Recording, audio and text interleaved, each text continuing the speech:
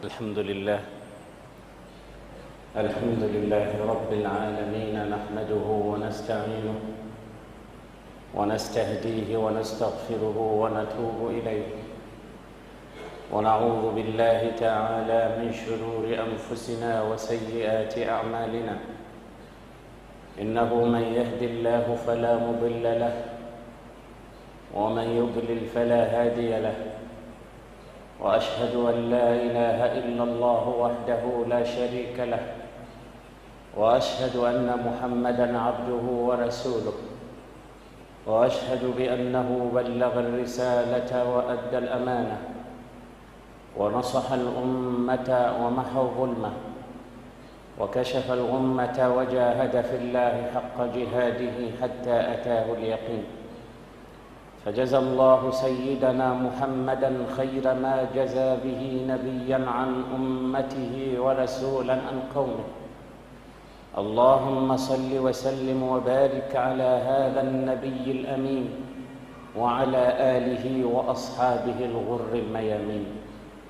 أما بعد، فيا أيها الناس، أوصيكم وإياي بتقوى الله. اتقوا الله تعالى واتبعوا سنة رسول الله، واعلموا أن الفوز لمن اتقى، ومن لم يلبس ثيابا من التقى تقلب عريانا وإن كان كاسيا، وخير لباس المرء طاعة ربه، ولا خير في من كان لله عاصيا. Ndugu Waislamu, nakuhusieni pamoja na kuihusia nafsi yangu kumwogopa Allah na kufuata mwendo na sunna za Bwana Mtume Muhammad, kwani hawajapatapo waja wa Allah kuhusiana jambo bora lenye manufaa na faida kubwa katika maisha yao ya dunia na akhira kama jambo la kumcha Allah. Kwani aliulizwa Bwana Mtume, ma aktharu shay'in yudkhilu an-nasa al-janna, ni jambo gani litakalo wapeleka watu wengi peponi kwa wingi? Faqala taqwa Allahi wa husnul khuluq. Mtume akasema jambo litawapeleka kwa wingi watu peponi ni kumcha Mwenyezi Mungu na kuwa na tabia njema. Ha huwa Ramadhan qad dakhala fi biladina, wa ha hiya ajwa'u Ramadhan tatawala. Ramadhani hii ndiyo imeshaingia katika miji yetu. Ndugu Waislamu, tulikuwa tukiisubiri kwa hamu kubwa, tukiisubiri kwa shauku kubwa, tukiisubiri kwa nguvu zote. Alhamdulillah, imeingia Ramadhani nasi tukiwa wazima. Allah atuwezeshe kuifunga na kutumika ndani ya mwezi mtukufu huu. Lakini cha ajabu, kulla alajab, ajabu kubwa ni kwa wale ambao Ramadhani imeingia lakini bado nyoyo zao hazijashtuka wala hazijataharak, wala wenyewe hawajabadilika. Bado kama ilivyokuwa kabla ya Ramadhani ndivyo walivyo ndani ya Ramadhani. Kaondoka katika miezi kabla ya Ramadhani kwa maasi yake na dhambi zake na malengo yake maovu, kaingiliwa na Ramadhani, bado malengo yale yapo na ndani yake bado vitendo vyake ndo vile vile havijabadilika, bado hajaona tofauti kati ya Ramadhani na miezi mingine. Ajib, ile ni jambo la ajabu sana kwa mtu ambaye ni Muislamu. Ajibtu lidhi ilahin qad laha ajibtu wa ma liya la a'jabu, ayalhu man nafsuhu tamutu wa ayyamuhu tadhhabu, ara al-layla yatlubuni wan-nahara wa laysa lana minhuma mahrabu. Mshairi anasema nimeshangaa, tena nimeshangaa. Na kwa nini nisishangae? Ajibtu lidhi ilahin qad laha, nimemshangaa yule mwenye upuzi, mchezo, anacheza na kufanya upuzi ndani ya mwezi wa Ramadhani.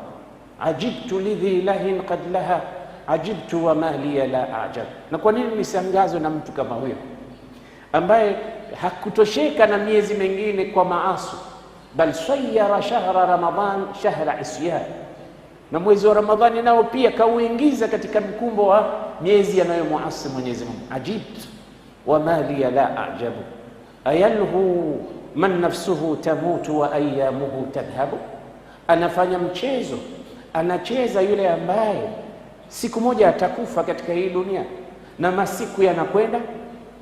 Ayamuhu tadhhabu, hujulikani kama utadiriki Ramadhani nyingine, hujulikani kama utavipata viwanja vya kheri kama hivi ukastaghfiru dhambi zako na ukajikaribisha kwa Mola wako. Ajibtu wa mali la ajabu ara al-laila yatlubuni wan nahara, angalia kila ukiingia usiku mchana uko karibu, kila usiku ukiingia na ufuatwa na mchana, masiku yanakwenda. Ni juzi tu tulikuwa katika Ramadhani ya mwaka jana, mara Ramadhani nyingine imeingia na hii itaondoka. Hivi ndivyo wakati unavyokwenda, tamurru marra saat, kama vile mawingu.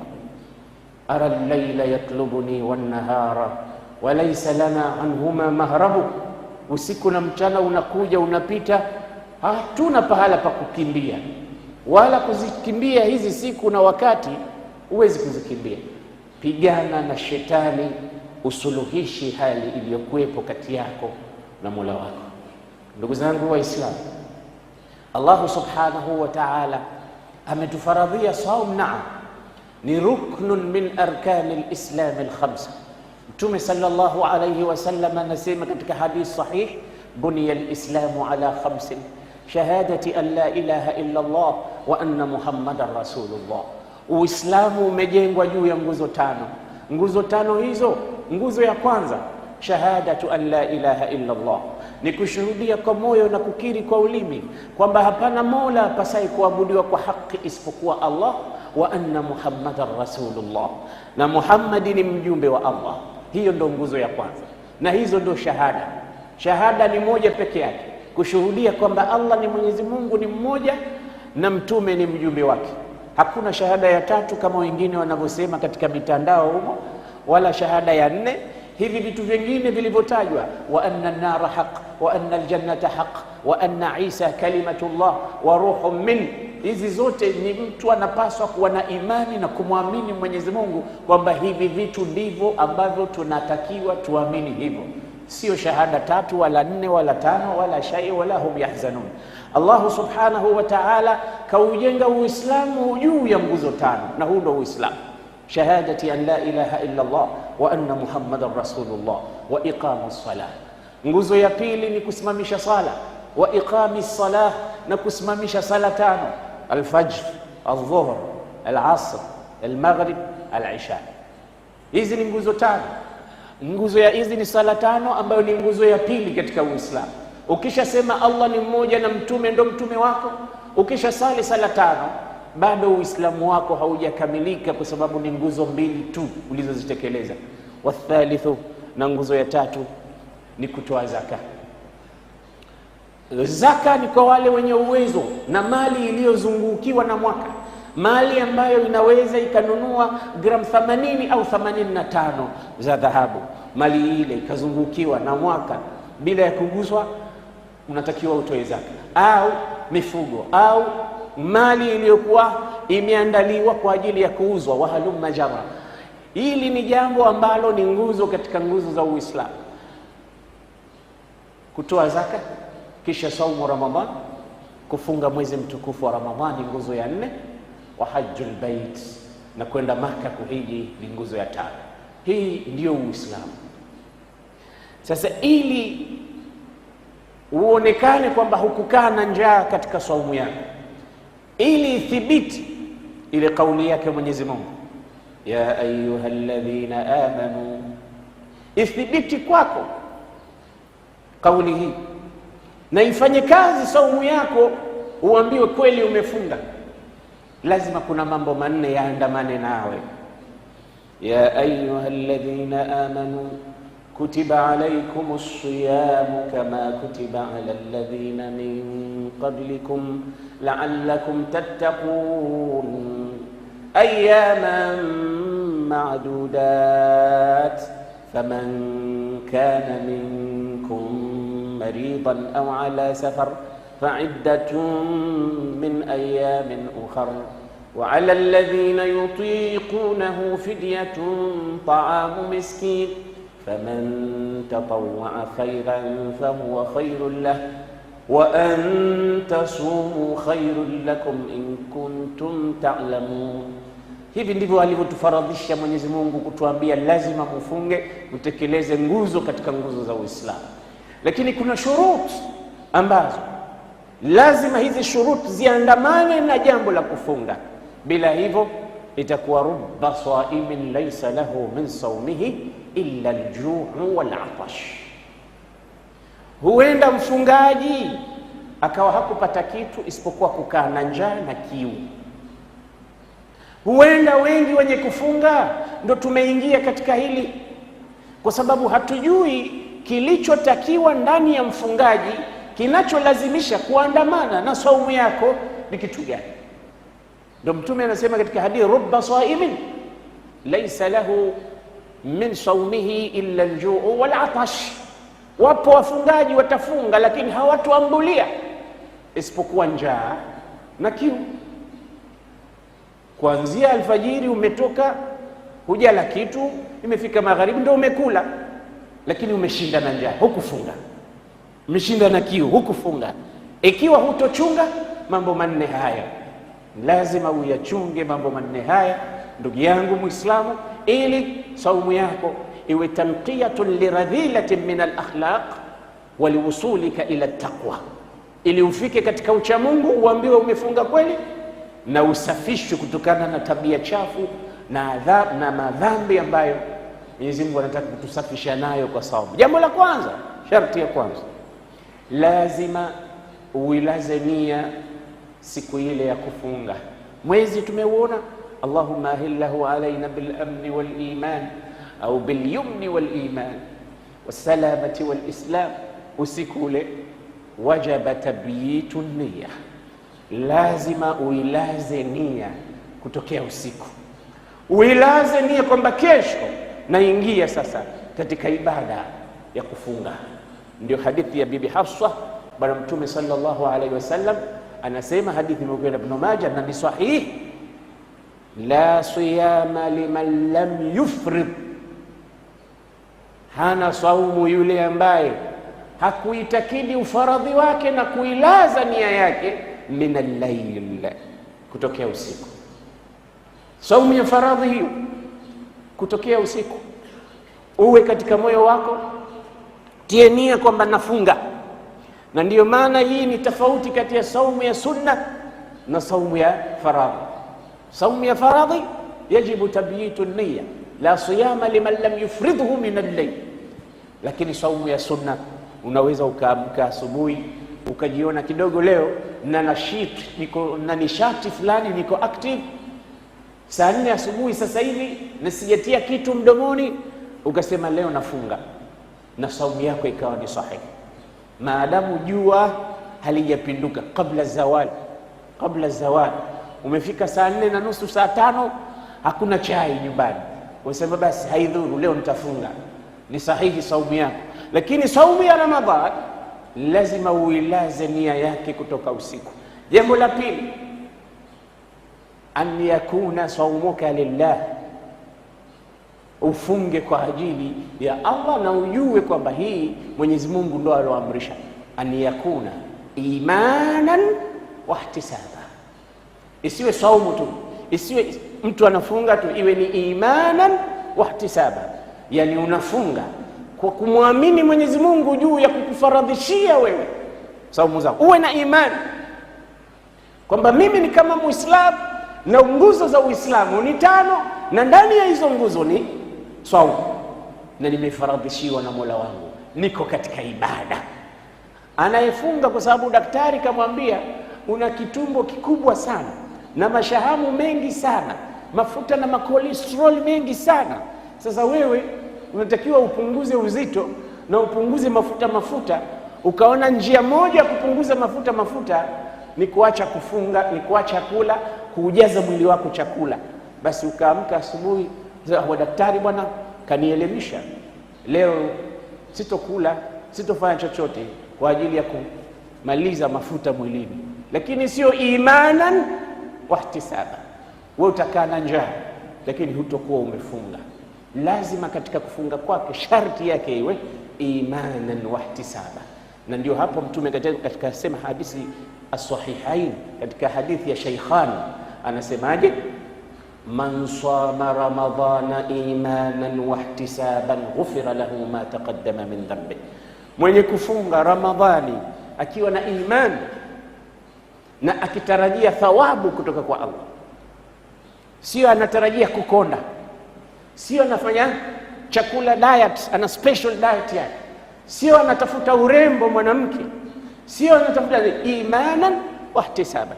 Hivi vitu vingine vinaweza vikawepo, kwamba unaban vitu vilivyokuwa wasted katika mwili, product chafu, wewe unalaka mwili wako, hivi vingine vinaweza vikawepo, lakini isiwe ndo nia ya msingi, isiwe ndo jambo la msingi kwamba mimi nakaa hivi kwa sababu mwili wangu niwe stable. Kwanza nia yako iwe imanan wa ihtisaban, alafu kukonda na kufanya mwili uwe smart na nini ni vitu ambavyo vinaweza vikafuata baadaye, lakini kwa lengo kubwa. Yani hivi vitaingia tu, lakini sio lengo la msingi. Purpose ya kufunga ni imanan wa ihtisaban, ghufira lahu ma taqaddama min dhanbi, ndo ile kusamehewa makosa yako na madhambi yako itakuthibitikia. Sharti ya tatu ambayo ni muhimu sana, aliyatajannaba almuftirat, mtu huyu aliyefunga ajiepushe na kula na kunywa na jimaa, yani ajiepushe na vile vyenye kuvunja saumu yake. Alla yafalaha mutaammidan amidan, asivifanye vitu hivi kwa maksudi, asile wala asinywe wala asiundame, yani asifanye mapenzi, asifanye jimaa, kula, kunywa, kufanya tendo la ndoa maksudi. Ukifanya hivyo utavunja saumu yako na itaharibika. Lakini ukifanya hayo kwa kusahau, saumu yako ni sahihi. Katika hadithi Bwana Mtume sallallahu alayhi wasallam anasema, man swama au man kana swaiman thumma akala, man swama fanasiya, akasahau katika saumu yake, fa akala au shariba, akanywa au akala, na katika saumu yake huyo fanasiya, akasahau kwamba amefunga, fa akala au shariba, akala au akanywa, anasema falyutimma saumahu, aendelee kufunga, atimize, aendeleze saumu yake. Fa innama at'amahu Allahu wa saqa, at'amahu rabbuh wa saqa, atambue kwamba aliyemlisha ni Mola wake na aliyemnywesha ni Mola wake. Yani Allah subhanahu wa ta'ala amekupa hiyo, labda kakuona unataka kufa, baada ya muda mchache utakuzirai, umeingia kakuhurumia, hilo linatoka kwa Allah subhanahu wa ta'ala. Endelea na kufunga, lakini kwa sharti iwe umesahau, sio jisahaulisha. Basi mtu yoyote ambaye atakuwa katika saumu akayafanya yale yenye kufunguza, si kwa maksudi, sababu hadithi ya Mtume sallallahu alaihi wasallam tuambia Mwenyezi Mungu ametuondolea uzito katika yale mambo ambayo tutakuwa tumesahau au kutendeshwa nguvu. Hii ni sharti ya tatu, tajannabil muftirat, jiepushe na vitu vyenye kuharibu, kuvunja saumu yake, min al-akli wash-shurbi wal-jimaa, kula, kunywa na tendo la ndoa. Sharti ya nne ambayo ni lazima ili upate thawabu kamili na saumu uambiwe kwamba umefunga, lazima an yatajannaba ma yudhhibu thawaba sawmik, tajannab ma yudhhibu thawaba sawmik, jiepushe na vile vyenye kuharibu thawabu za saumu yako, vyenye kuondoa thawabu ya saumu yako. Kuna vitu hata kama haviharibu saumu, havivunji saumu, kama vile kula na kunywa na kulala na kunywa na kula na kuundama, hata kama haviingii hapo, lakini ilikuwa upate 100% katika saumu yako, unashtukizia umepata 5% kwa sababu ya kufanya hivyo vitu. Jiepushe navyo. Kama nini? Kama kusema uongo, kushuhudia uongo, kufanyia kazi uongo, kupiga makelele yasiyokuwa na maana, kufanya vitu vya upuzi katika mwezi mtukufu wa Ramadhani.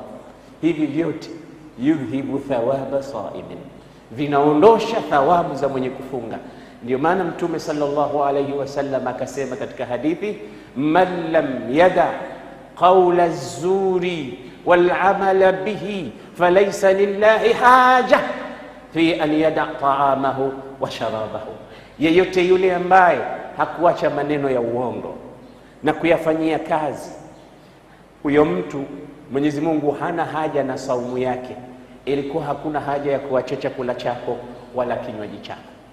Uongo ulama wengi wanauzungumzia katika pande mbili, wamegawika. Wapo wanaosema uongo, ukisema uongo ndani ya Ramadhan saumu yako imebatilika, yani umekosa kila kitu. Lakini wapo wanaosema saumu ya Ramadhani itakuwa haijabatilika, lakini inaondosha thawabu zile ambazo ulikuwa uzipate katika saumu yako. Kwa hiyo vyovyote itakavyokuwa, kama inabatilisha ndio huna saumu, kama inaondosha thawabu zake ndio huna saumu vile vile, kwa sababu wewe ulifunga kutarajia thawabu. Sasa leo unaondoka na 0% kwa sababu ya uongo. Na ndiyo maana Mtume sallallahu alayhi wasallam akasema, fa idha kana yaumu saumi ahadikum, ikiwa ni siku ambayo mmoja wenu amefunga, fala yarfu, asifanye uchafu, wala yaskhab, wala asipige kelele za upuzi, suyaha ile na kutukanana na ugomvi. Wa ilimruun sabahu au qatalahu, na kama atatokea mtu atamtukana aliyefunga au kupigana naye, falyaqul inni saimun, amwambie kama ni kuingiana maungoni, kupigana miereka naweza, lakini nimefunga. Hayo yote mimi siyawezi kuyafanya katika kipindi ambacho nimefunga. Kwa sababu gani? Kutukanana ni katika jambo baya sana, ugomvi ni katika jambo baya sana, linaondosha thawabu za mwenye kufunga. Kwa hiyo ndugu zangu, haya mambo ndio yaliyokuwemo katika mitaa yetu. Kwanza tunaingia tukuvamia saumu bila ya kusoma wala kwenda darasani tukasikia ahkamu siyam, au tukaangalia sheria inatuambia nini. Naam, sheria inasemaje? Na hili ni jambo zito sana, lazima ujue fiqhu siyam. Japokuwa lazima vile vitu vya sheria kama nguzo 5 hizi, mambo ya swala, saum, zaka, kwa uchache uwe unayajua Muislamu, kwamba nikisimama nasemaje katika sala, nikienda rukuu nasema nini katika sala, nikienda tahiyat nasema nini katika sala, katika saum napaswa nifunge vipi, na kama mimi nina mali natakiwa nifanye nini katika hesabu zangu za zaka. Yani kwa ufupi, haya mambo madogo machache 5 haya uwe una elimu nayo. Lakini leo ni wachache katika sisi Waislamu. Mtu anafanya biashara, lakini unamuuliza unatoa zaka wewe? Anakuuliza kwani zaka inatolewaje? Wewe una shamba, una eka 5, unazalisha. Wewe una mifugo, una mbuzi zaidi ya 40, una ngamia, una ng'ombe, unatoa zaka? Anakuuliza zaka, mimi sijawahi si matajiri ndio wanafanya? Yani yeye hayumo. Watoto baada ya kufa baba yao wanarithi mali, miongoni mwa hizo mali shamba la baba yao. Wanaambiwa mzee alienda hija, wanasema mzee alikuwa maskini. Sasa nyinyi mnarithi nini basi kama alikuwa maskini? Mbona mnarithi viwanja? Na kiwanja kimoja ukikiuza unapata pesa ngapi? Sasa kuna watu wamejikalia kwamba sisi ni maskini. Subhanallah, sisi Waislamu tumekanywa kujiapiza. Tunaambiwa tuchunge sana wakati tunapozungumza. Kuna watu wanasema mimi ndo nishaandikiwa, mimi nitakufa maskini. Kuna watu wanasema umeandikiwa na nani? Umechungulia katika lauhul mahfudh ukaona fulani utakufa maskini? Yale maneno tunayoyazungumza yale mara nyingi sana yanafanyiwa kazi. Katika kisa cha Nabii Musa, Mwenyezi Mungu Subhanahu wa Ta'ala anasemaje? Tulimchukua Musa tukampeleka kwa adui yake Firaun, faltaqatahu alu Firaun liyakuna lahum aduwan wa hazana. Qalat imra'atu Firaun qurratu aini li, tukampeleke Firauni katika jumba, tukampeleka Musa katika jumba la Firaun, wakamuokota. Baada ya kumuokota tu, mke wa Firauni alipomuona akatokwa na maneno. Yale maneno ndio na sisi tunafundishwa kwamba tusiseme maneno mabaya juu ya nafsi zetu. Alisemaje? Huyu ni kitulizo cha macho yangu. Kweli akawa kitulizo cha macho yake. Firauni naye pia alisema, amma laka fanaam, ama wewe mke wangu kama ni kitulizo cha macho yako kweli, amma ana fala hajata li, ama mimi sina haja na kitulizo cha macho hicho. Angalia, yule akasema kitulizo cha macho yangu, ikweli ikawa kitulizo cha macho yake. Firauni akasema sio cha kwangu, mimi sikihitaji. Kweli hakukipata, hakikuwa kitulizo cha macho yake aslan. Na ulama utafsiri wanasema lau qala qurratu aini li walak, Firauni angetamka tu akasema ni kitulizo cha macho yako na yangu, kingekuwa kitulizo cha macho yake. Na leo vipi vijana wetu mseme mimi ndo nishakata tamaa tena, mimi nishafika umri huu tena, basi tena mimi usijiapiza, usijifanye mambo ambayo hukuandikiwa ukataka yaandikwe kwa makusudi. Nabii Yusuf alisemaje? Nabii Yusuf wakati yuko katika maisha ya kupewa mitihani, mwisho alitamka neno akasemaje? Rabbi sijinu ahabbu ilayya mimma yad'unani ilayhi, Mola wangu nastahabu kwenda jela kuliko haya wanayoniita. Bora niende jela. Bora uende jela Yusuf, basi tutakupeleka jela. Akaenda jela kweli, na lau angeomba lingine angetaja lingine vile vile angepata.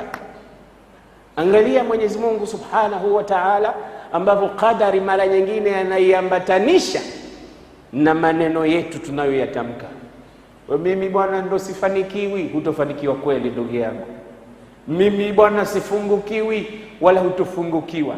Kuwa na hope, sema maneno mazuri. Mtume alikuwa akipenda faali nzuri. Sema Mtume alikuwa akipenda sana fa'alul khair, akichukia shu'mu. Kutafaal ni nini? Alipokuwa katika mikataba ya Hudaibiyah akamwambia hadha Suhail faqad sahula al-amr alaina. Mtume anasema Suhaili huyo anakuja. Aliandika mikataba kwa upande wa makafiri, Suhail ibn Amr, lakini Mtume angalia namuona anakuja, asema Suhaili huyo mambo yenu yote ni sahali. Yani hii ndio inaitwa faali khair, Waswahili wanaita fa'alul khair, yani yatafaal, kwamba maadamu sahali anakuja kitu kitakuwa sahali.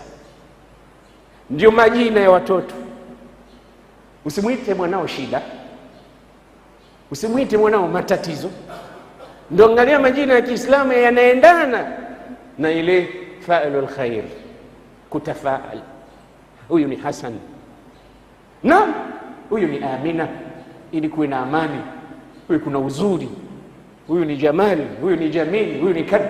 Lakini ukitua katika mambo ya shumu ni ile kama Waswahili tunavyosema, nimeonana na paka mweusi, leo kutakuwa na msiba. Kaja bundi kafanyaje, leo kutakuwa na, nimejikwaa mguu wa kushoto. Hii Mtume akichukia sana. Haya mambo haya katika Uislamu hayana nafasi. Lakini kutafaal Mtume alikipenda. Kwa hiyo ndugu zangu, usijiandikishie wewe kwamba mimi ni maskini, baba yetu alikuwa maskini. Uzeni kiwanja kimoja, mwambie baba kahiji. Mtu ana nyumba zaidi ya 5, ajenda hija, anasema mimi sijajaliwa kwa sababu sina hela. Hizo nyumba umejengea nini? Ndio ulama wanasema kama una nyumba zaidi ya 1, maana moja kweli, moja ni moja tu, ndio unakaa wewe na mkeo na watoto wako. Ukiuza utakwenda kukaa wapi? Lakini una zaidi na hija ujenda. Kuna watu wana majumba zaidi ya 10, lakini bado anakuambia sina uwezo. Kweli hutokuwa na uwezo, kwa sababu utajiri ni moyo, sio mali, sio tarakimu hizo. Waislamu tufanye mambo kama sheria ilivyotukubali, ilivyotueleza. Zaka lazima watu watoe, saum wajue sharti zake. Kwa tuondoke hapa na mambo manne haya ya muhimu. Wenzetu wanaofunga tuwaelimishe, kwa sababu watu wasifunge kimazoea. Ipo message moja nimetumiwa, japo ni message katika mitandao, lakini ina mafunzo. Sikusudii kuwachekesha kwa message hii. Anasema pale unapovamia katika msikiti kwenda kusali, imamu amepiga salamu, assalamu alaikum wa rahmatullah. Maamuma ambaye anasali Ramadhani mpaka Ramadhani kaitikia wa alaikumus salam wa rahmatullah. Hii ndiyo samimul qalb ya mazungumzo yangu, kwamba usifunge kimazoea, kwamba watu wanafunga na unafunga, watu wanaenda kuswali na unaenda kuswali. Hatimaye imamu anatoa salamu unamjibu, kwa sababu umezoea kule mitangu assalamu alaikum, so wa alaikum salam. Lakini hilo halifanyiki wakati imamu anatoa salamu wa alaikum salam wa rahmatullah, na wewe unapaswa kutoa salamu. Na saumu zetu na funga zetu na zaka zetu na ibada zote nyingi tunazifanya mazoea. Tuanze kubadilika ndugu Waislamu, tufanye mambo kama sheria ilivyotukalifisha, kwa sababu sisi hatuna excuse. Tuko hai, masikio tunayo, nyoyo tunazo, wakati unao. Na cha ajabu, mashehe wapo katika misikiti wanasomesha kila darsa mbalimbali. Mtu kwa maksudi anajitia yuko bize, hataki hata kusoma.